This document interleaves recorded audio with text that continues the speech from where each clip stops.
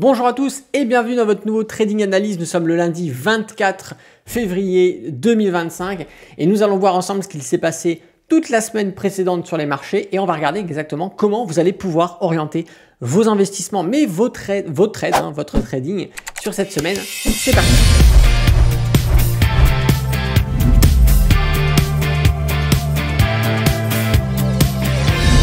Bonjour à tous, c'est Alexandre, le trader indépendant et bienvenue dans votre Trading Analyse. Avant d'aller plus loin, je vous invite à mettre un petit pouce si ce n'est pas déjà fait, à vous abonner en activant la cloche, c'est hyper important, et laissez-moi votre plus beau commentaire.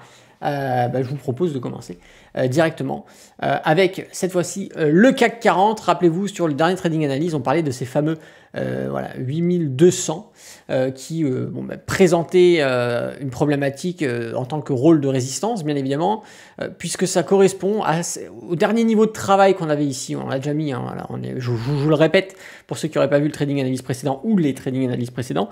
Mais du coup, forcément, la grosse bougie baissière qu'on a ici et le marché qui baisse un petit peu. Alors quand on regarde les réseaux sociaux, les gens disent ça y est, c'est la catastrophe. Bon, écoutez, ça fait moins 1,64%. Ça peut arriver en une journée. On peut même en une journée avoir bien plus pire que ça. C'est pas dramatique, mais c'est juste cohérent avec l'analyse technique qui en ressort. Bien évidemment, rappelez-vous, on avait également aussi nos deux entrées en zone de surachat. Donc forcément, on a à un moment donné le marché qui va corriger, les intervenants qui vont revendre. C'est comme ça que ça se passe. Voilà, encore une fois. Ce serait très beau si ça pouvait faire tout le temps du tout droit, plein d'or, et ne faire que monter. Il n'y aurait même pas besoin de faire du market timing. On pourrait rentrer à n'importe quel moment. On aurait l'assurance de réaliser un profit immédiat. Mais ce n'est pas le cas. Donc là, pour le marché, notamment pour le CAC 40, encore une fois, on est contre les résistances. Donc évidemment, on ne se place pas acheteur, vous le savez bien. Cependant, on repose ici sur nos indicateurs Ishimoku. Vous voyez, on a Tenkan, Kijun ici qui peuvent jouer rôle de support, à voir si on va sur ces niveaux-là ou pas. Mais ce qu'il va falloir surveiller, c'est cette fameuse droite de tendance. Alors attendez, je vais vous la dessiner avec autre chose. Voilà. Je vais vous la mettre comme ça. Voilà. Ici, on a une droite de tendance. Alors, désolé, c'est pas bien droit, mais vous comprenez le principe. Droite de tendance. Donc, la sortie de cette droite de tendance, effectivement, nous permettra d'aller chercher d'autres niveaux sur cette correction ou pas, ce petit mouvement baissier que l'on a actuellement sur le CAC 40. Donc, on est plutôt vendeur, ou du moins, on évitera d'acheter si on veut acheter, puisqu'on n'est pas sur les meilleurs points d'entrée. On va partir sur le DAX maintenant qui présente la même configuration. On a encore une fois ces deux entrées en zone de surachat sur le RSI. On a également aussi les 22 800, d'accord, ici. Cependant, ce n'est pas du tout un point de vue c'est un niveau qu'on avait déjà atteint par le passé. Pas du tout, c'est pas du tout un ancien niveau de résistance. Là, on fait du tout droit, hein, le DAX. Dernier plus bas qu'on a fait en août 2024 au plus haut, c'est quand même 34% en 198 jours, c'est pas mal pour le marché européen. Mais effectivement, encore une fois, là on navigue sur des niveaux qu'on ne connaît pas. Voilà, on navigue sur des niveaux qu'on ne connaît pas. À la limite, regardez ici, on avait un niveau de résistance qui probablement devenait support. Ici, on pouvait rentrer au contact d'achat. C'était une zone intéressante. Depuis qu'on était au-dessus de cette résistance-là, depuis qu'on a grimpé ici, c'est compliqué de faire un achat à l'intérieur pour le cadre d'un investissement long terme ou d'un swing à l'achat, parce que le train est déjà lancé, d'accord, et plus on monte, plus on prend le risque de rentrer sur une correction. Là, ici, on a clairement un niveau, d'accord, qui nous montre un niveau de résistance, d'accord, de par le prix, 22 800. Et on va avoir également ici le prix des 22 000, d'accord, qui va jouer rôle de support potentiel. On va avoir un niveau de travail, ici, on le voit bien, hein, avec nos bougies qui partent comme ça à la baisse, qui remontent, qui rebaissent. Ce niveau-là également peut être un niveau de support intermédiaire, même plutôt peut-être principal. Donc la stratégie ici, ce sera d'acheter au contact de ces supports, voilà, dans le cadre d'investissement long terme. Ça permettra d'optimiser son prix de revient unitaire, ça nous permettra de rentrer de manière plus sécurisée pour acheter des ETF dans une stratégie d'achat d'ETF. Et pour les swing traders, pourquoi pas avoir des signaux d'achat également donnés par vos stratégies. Pour ceux qui font de l'intraday, bon, encore une fois, je me répète, mais la séance, on s'en fout. Voilà, ici, on s'adaptera à ce que l'on aura sur les graphiques le jour J, même si effectivement, d'un contexte un peu plus éloigné en termes de temporalité, je pense qu'on aura plus de succès à réaliser des mouvements baissiers que des mouvements haussiers. Mais encore une fois, c'est toujours à prendre en compte le contexte global à l'instant T, au moment où on ouvre les graphiques, surtout sur des temporalités intraday. On va partir maintenant sur eh bien, le Dow Jones. Regardez-moi le marché américain. Encore une fois, je vous disais, voilà, les plus hauts ici, résistance. Je vous disais ici, n'achetez pas, n'achetez pas, n'achetez pas. On est contre la résistance. Bah, voilà, ok. Ça a baissé. Et qu'est-ce que je vous disais par contre? Les supports intéressants, eh bien, le contact SSB. Contact SSB, les derniers plus bas zones de travail ici. D'accord? Ça, c'est aussi zone de support. Donc, on peut commencer à faire un peu des achats sur ce niveau-là. Et si on continue de baisser, on refera des achats un petit peu d'ETF, pourquoi pas Dow Jones dans ces zones de prix. C'est toujours intéressant. Vous voyez pourquoi je vous dis, à chaque fois les médias vont vous parler de la superbe santé américaine, des marchés financiers, etc. Peu importe les actifs, hein, pour vous dire, ouais, c'est incroyable, est-ce qu'il faut absolument acheter les marchés américains, etc. À chaque fois qu'on vous donne ce genre de news, c'est toujours là. C'est toujours contre des résistances, c'est complètement con. Mais du coup, il y a plein de gens qui se font berner, qui vous disent, ah, ça y est, les médias disent que je peux acheter, j'achète, et en fait, bah, finalement... je suis en déficit. Et souvent, les gens qui ont acheté là, qu'est-ce qu'ils font? Ils aiment pas se voir en déficit, ils disent « Oh merde, je vais faire une connerie, ça se trouve, ça va continuer à baisser. » Et ils clôturent contre le support. En fait, c'est l'inverse qu'il faudrait faire, c'est éviter d'acheter la résistance. Ok. Et quand on arrive au support, eh bien, on peut acheter, encore une fois. Mais ça, c'est une logique que je veux. Je sais que je me répète beaucoup dans mes trading analyses, mais je veux absolument, c'est la base de la base, et vraiment, ne serait-ce que vous appliquez ça dans vos investissements, de ne pas acheter les résistances et de vous concentrer, de faire des achats petit à petit sur des supports, vous avez peu de chances de vous tromper sur le long terme. C'est ça que je vais vous expliquer. Pour le trading, bah effectivement, swing trader, restez à l'affût. On ne sait jamais si on peut avoir, aller regarder du 4 heures, aller regarder du 2 heures, du 1 heure, si on ne peut pas avoir des points d'entrée pour faire un achat ici, puisqu'on est contre un support intéressant, ça peut être pas mal. Et pour ceux qui font de l'intraday, bon, je pense que sur ces niveaux-là, on aura plus de chances d'avoir des séances intraday à la hausse. Sur des petits mouvements aussi sympas à prendre. Mais il ne faut pas non plus négliger la possibilité d'aller chercher l'autre support que l'on a ici, d'accord, hop, et donc de casser le plat SSB. Encore une fois, ça c'est des choses qui peuvent arriver, d'autant plus que bah, on avait entre ces deux sommets, voilà, un affaiblissement du RSI, voilà, des sommets de plus en plus bas, un RSI qui flanche, qui passe la zone de neutralité, qui se trouve en zone de progression baissière. Donc ça, c'est des informations qu'il faut prendre en compte aussi également dans l'analyse des graphiques. On va partir sur le Nasdaq et après le SP500. Et le SP500, vous verrez que voilà, le SP500, c'est un petit peu ce qu'on va dire sur le Nasdaq, ce sera valable sur le SP500. SP500, regardez, encore une fois, on avait les plus hauts ici, on revient sur nos plus hauts, bah forcément, encore une fois, il n'y a rien de magique, résistance, boum, voilà, il y a des gens qui vendent. Donc ça fait bouger le marché à la baisse. On peut mettre ici en évidence, bah regardez, une droite de tendance, ok. Donc si on casse cette droite de tendance, effectivement, on peut aller chercher peut-être, pourquoi pas le plat SSB, ou même aller chercher les derniers niveaux de support que l'on a ici. Mais effectivement, là, bon, bah voilà, on peut s'attendre peut-être à un rebond, ok. Sachant que le RSI se trouve en zone de progression haussière. Alors oui, on passe un peu en dessous de la zone de neutralité, mais en réalité, on va regarder un petit peu la mécanique du RSI, et on se rend compte que toute cette zone-là, ok, voilà, qu'on a ici, là, même si ici, par exemple, on est rentré sous les 50, ici, on est rentré sous les 50, en fait, la zone de neutralité ici, via la mécanique, la lecture de la mécanique du RSI, la zone de neutralité, elle est un peu décalée à la baisse. On se trouve qu'elle est plutôt à proximité des 40-45, on va dire, la zone de neutralité actuellement, en analysant la mécanique du RSI sur le Nasdaq.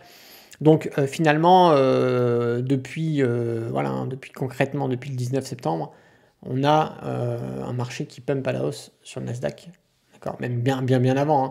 Mais vraiment par rapport à la phase de correction qu'on avait eu, des mouvements un petit peu dynamiques. Là, c'est vraiment depuis le 19 septembre, on reprend voilà, un mouvement qui oscille, mais qui est propre, à part depuis l'arrivée sur les 22 000 de prix.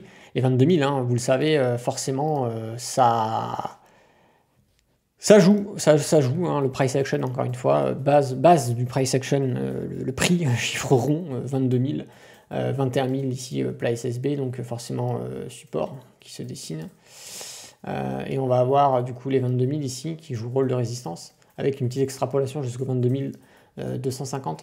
Mais ici, c'est grosse zone de résistance. Donc On va plutôt, si vous voulez faire des achats, on va plutôt acheter à droite de tendance, hein, mais attention, encore une fois, c'est toujours un peu délicat parce que actuellement les marchés tech ont vraiment énormément gonflé et on n'est pas à l'abri d'avoir à un moment donné des gens qui veulent sortir de position parce que regardez, hein, depuis septembre, on va se remettre un peu au travail qu'on avait de septembre, là, on va le plus bas de septembre au plus haut, on est quand même à 20%, 166 jours, c'est énorme. Donc les fonds d'investissement, les gestionnaires de portefeuille, hein, on aime bien faire du profit, mais aime bien aussi sécuriser les profits. Donc on peut s'attendre, pourquoi pas, à un moment donné, à des gens qui vont sortir des liquidités, notamment sur le Nasdaq, peu importe l'actif sélectionné, futur, etc., CFD ou autre ETF, sortir des liquidités pour aller se les poser sur des choses qui ont soit du potentiel de croissance, soit un potentiel de maintien sur le long terme pour eh bien valider cette performance et la maintenir sur ses clients.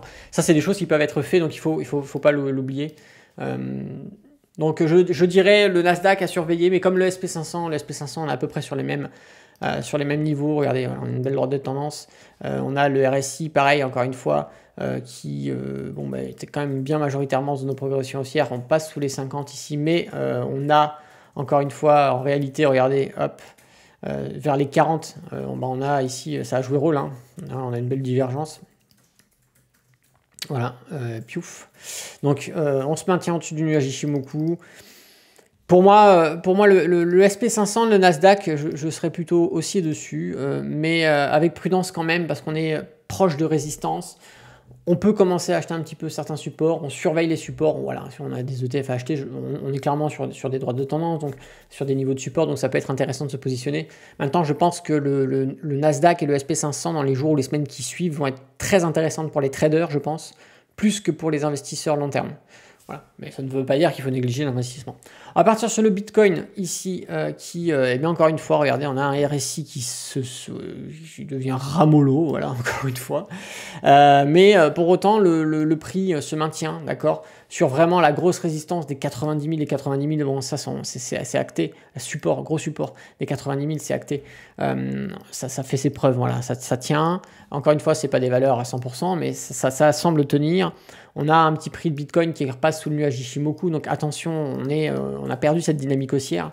D'ailleurs, les 100 000 qu'on a franchi une fois, deux fois, trois fois, et à chaque fois nous ont réintégré par la suite en dessous de ces 100 000. Donc pour l'instant, les 100 000 sont toujours résistants, sinon support, d'accord.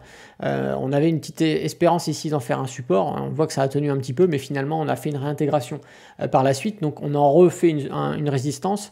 Donc là, attention. Néanmoins, le beau plat SSB que l'on a ici, alors ça va solidifier encore plus la résistance. Cependant, si on passe un plat SSB comme ça et qu'on le franchit, on va augmenter les probabilités de faire du coup de ce niveau-là un support. Okay, donc on va surveiller le Bitcoin, mais en attendant de surveiller le Bitcoin, forcément, on va faire des choses qui nous semblent intéressantes. C'est-à-dire que quand on va arriver sur des supports comme les 90 000, on peut acheter un petit peu, voilà, positionner un petit peu de liquidité. Si jamais on franchit, on va prendre des liquidités un petit peu ici supplémentaires. On va acheter un peu cet actif. Mais vraiment, ce qui va être intéressant, c'est la cassure. Hop, pullback, pourquoi pas. Et pas forcément nécessairement un pullback. Encore une fois, faites attention, ça n'arrive que 50% du temps. Donc on peut avoir un mouvement qui explose, et si vous attendez le pullback pour acheter, c'est aussi mort. Donc ici, voilà, à vous voir si vous souhaitez prendre le risque de rentrer sur une sortie de la résistance ou pas. Ça c'est vous qui, voilà, en fonction de votre propre risque. Moi je le dis, hein, personnellement, contact support ici, moi j'achète. J'achète même déjà ici parce qu'on stabilise sur un support mineur. Donc à chaque fois qu'on est dessus, j'achète un petit peu. Mais voilà, vraiment la cassure, c'est quelque chose qu'on attend. Ça permettra de repositionner un peu plus et surtout de donner un peu de carburant au Bitcoin pour donner assez de puissance pour que, voilà, si tout le monde fait ça, si tout le monde achète sur la sortie ici, il y a moyen qu'on propulse un peu plus le Bitcoin sur des nouveaux sommets. Écoutez, voilà, c'est le petit récapitulatif du marché, Europe, Amérique, Bitcoin. Bon, vous voyez que ça diffère pas trop de ce qui a été dit la semaine dernière. Au contraire, on valide un petit peu les différents scénarios qu'on avait mis sur la table. Donc c'est sans surprise, hein, ce que l'on lit aujourd'hui. Si vous avez regardé les trading analyses, vous n'êtes pas surpris de voir ce qui se passe sur les marchés. Encore une fois, je ne suis pas là pour jouer le devin, mais je suis juste là pour vous donner, au point de vue technique, les différents niveaux qui pourraient poser problème ou qui pourraient être au contraire apporter des opportunités. On évalue ensemble les différents scénarios qui sont les plus probables, on les met en évidence dans cette émission. Et bon, souvent, forcément, quand on choisit les probabilités qui sont les plus cohérentes, c'est normal de temps en temps d'avoir raison. C'est comme ça. Voilà. Encore une fois, je vous invite à travailler de cette façon. C'est une façon qui fonctionne, voilà, vous en avez la preuve, et avec lequel on n'a pas de surprise parce qu'on sait ce qui peut se faire, ce qui peut pas se faire, les bons scénarios, les mauvais scénarios, encore une fois. Même si l'investissement ou le trading, on veut gagner de l'argent tout de suite, il ne faut pas oublier que vous fassiez du trading ou de l'investissement long terme, c'est un marathon. Alors, encore une fois, j'aime bien le dire, mais il faut, sur le long terme, avoir cette vision, peu importe des mouvements parasites, intraday, etc. Vraiment la performance, même que vous fassiez du trading ou de l'investissement long terme, elle se voit sur le long terme. On peut avoir des journées rouges, des journées vertes, des week-ends rouges, des week-ends verts, des mois rouges, des mois verts, etc. On s'en fout. Ce qui compte, c'est que sur le long terme, vous ayez cette rentabilité. Il ne faut pas l'oublier. Voilà, si vous avez aimé cette vidéo, je vous invite à mettre un petit pouce. Si vous n'êtes pas abonné à la chaîne YouTube, abonnez-vous, activez la cloche et je vous laisse mettre votre plus beau commentaire sous cette vidéo. Ça me fait toujours plaisir de vous lire. C'était Alexandre, le trader indépendant. Moi, je vous dis à bientôt dans une prochaine vidéo. D'ici là, tradez bien sur les marchés financiers. Ciao!